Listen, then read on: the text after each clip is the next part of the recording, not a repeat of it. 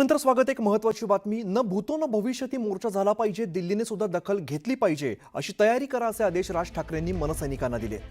1 नोव्हेंबरला विरोधक मुंबईत निवडणूक आयोगाच्या विरोधात विराट मोर्चा काढणार आहेत आणि या मोर्चात महाविकास आघाडी सोबतच मनसे देखील सहभागी होणार आहे।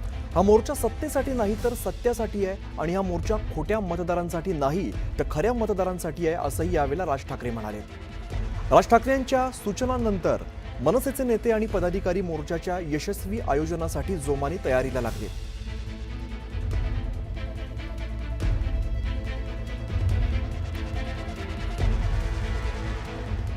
दरम्यान ठाकरेंच्या शिवसेनेचे खासदार संजय राऊतांनी शिवतीर्थ बंगल्यावरती जात राज ठाकरेंची भेट घेतली आणि संजय राऊत मागच्या गेटने शिवतीर्थ बंगल्यावरती दाखल झाले होते।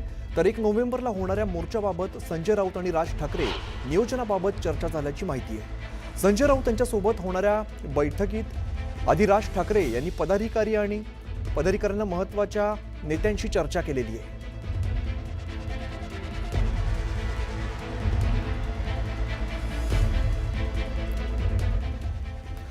आरएसएस ही रजिस्टर्ड संस्था नाही। ही संस्था रजिस्टर्ड नसताना सुद्धा पैसे गोळा करतात, दान गोळा केले जातात, त्यांची गुरुपूजा घेतली जाते। असा सार्वजनिक पैसा गोळा केल्यानंतर त्याचा हिशोब जनतेला दिला पाहिजे। त्यामुळे जे पैसे गोळा होतात ती संस्था काय करते, त्या संस्थेचा मूळ उद्देश काय आहे, त्यामुळे आरएसएस वरती बंदी घालावी अशी मागणी नाना पटोलेंनी केली आहे। वंचित बहुजन आघाडी आणि आंबेडकर अनुयायी रस्त्यावरती उतरले, यावरती नाना पटोले बोलत होते। ही संस्था रजिस्टर्ड नसल्यानंतरही सुद्धा त्याला पैसे गोळा केले जातात, दान गोळा केला जातात, त्यांची गुरुपूजा घेतली जाते।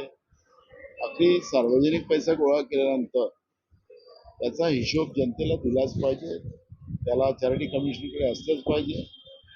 पण अखेरी जे काही आहे ते आपल्याला त्याच्याबद्दलचं एक गुपित अजूनही जनतेच्या मनात आहे।